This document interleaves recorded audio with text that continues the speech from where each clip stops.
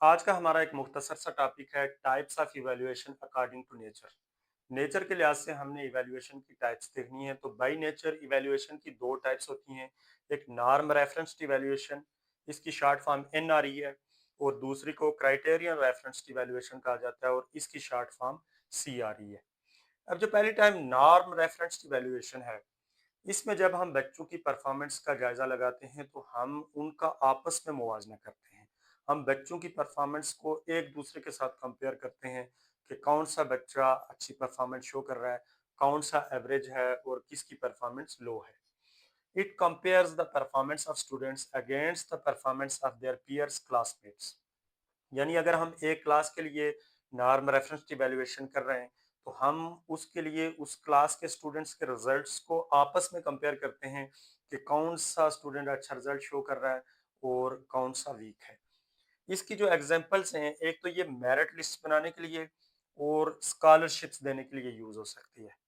अब for example हमारे पास 20 candidates हैं और उनमें से दो को हमने स्कॉलरशिप देनी है, तो हम उनके दरमियान यही नॉर्म रेफरेंस इवैल्यूएशन कंडक्ट करेंगे और जो दो स्टूडेंट सबसे बेहतर रिजल्ट शो करेंगे या जो दो टॉपर्स होंगे तो उनको स्कॉलरशिप दी जाएगी। यानी इसमें स्टूडेंट्स के रिजल्ट्स को एक दूसरे के साथ कंपेयर किया जाता है। इसके अलावा जो मेरिट लिस्ट होती हैं उनको बनाने के लिए भी इसी टाइप का यूज किया जाता है। अब इसका जो पर्पस या यूज या फोकस होता है वो रैंकिंग या सिलेक्शन करना होता है। इसकी जो लिमिटेशंस हैं, एक तो it does not show exact learning gap. इसमें हमें स्टूडेंट्स के लर्निंग गैप के बारे में नहीं पता चलता। इसमें तो हम स्टूडेंट्स का आपस में मुवाजना कर रहे होते हैं, हम उनकी परफॉर्मेंस को एक दूसरे के साथ कंपेयर कर रहे होते हैं, या हम उनकी रैंकिंग कर रहे होते हैं, या हम टॉपर्स को चूज या सिलेक्ट कर रहे होते हैं। तो इसमें हमारा कंसर्न जो स्टूडेंट्स की इंडिविजुअल लर्निंग गैप्स हैं उनसे नहीं होता। जैसे अगर एक टॉपर स्टूडेंट 100 में से 70 मार्क्स ले लेता है तो हम उसके लिए ये नहीं देखते कि उसका अपना लर्निंग गैप क्या है या उसकी लर्निंग में क्या कमी है, बल्कि हम उसको सिलेक्ट कर लेते हैं अपने किसी भी पर्पस के लिए। तो एक तो इसमें लर्निंग गैप के बारे में नहीं पता चलता। उसके बाद ये एक ओल्ड कॉन्सेप्ट है। इस टाइप का मकसद सिर्फ रैंकिंग या सिलेक्शन करना होता है और इसका फोकस जो बच्चे की एक्चुअल लर्निंग होती है उससे नहीं होता। इसलिए ये एक ओल्ड कंसेप्ट है। अलबत्ता इसमें एक कंपटीशन ज़रूर क्रिएट होता है। अगर वो कंपटीशन पॉजिटिव हो तो वो इसका एक प्लस पॉइंट है, लेकिन कंपटीशन का नेगेटिव इम्पैक्ट भी हो सकता है। जैसे आपने देखा होगा कि बाज़ स्कूलों में खुसूसन छोटी क्लासेस के लिए बच्चों की पोजीशंस नहीं अनाउंस की जाती, क्योंकि एक ख्याल ये भी पाया जाता है कि इससे बच्चों की नफ्सियात पर नेगेटिव इम्पैक्ट पड़ सकता है। तो बहरहाल इवैल्यूएशन की इस टाइप में बच्चों का बच्चों से मुवाजना किया जाता है और उनकी परफॉर्मेंस को एक दूसरे के साथ कंपेयर किया जाता है। अब जो दूसरी टाइप है वो है क्राइटेरियन रेफरेंस्ड इवैल्यूएशन। इसमें हम बच्चों की परफॉर्मेंस का एक क्राइटेरिया के अगेंस्ट जायजा लगाते हैं। इसमें तो स्टूडेंट्स की परफॉर्मेंस को दूसरे स्टूडेंट्स के साथ वो कंपेयर किया जा रहा था, लेकिन उसमें हम पहले से कोई एक क्राइटेरिया सेट कर लेते हैं और उसके मुताबिक फिर बच्चों की इवैल्यूएशन की जाती है।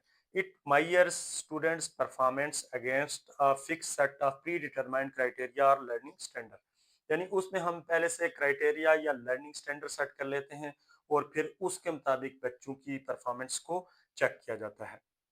अब इसकी जो कॉमन एग्जांपल्स हो सकती हैं, वो एक तो जो फॉर्मल स्कूल एग्जाम्स होते हैं उनमें भी पहले से एक क्राइटेरिया सेट होता है।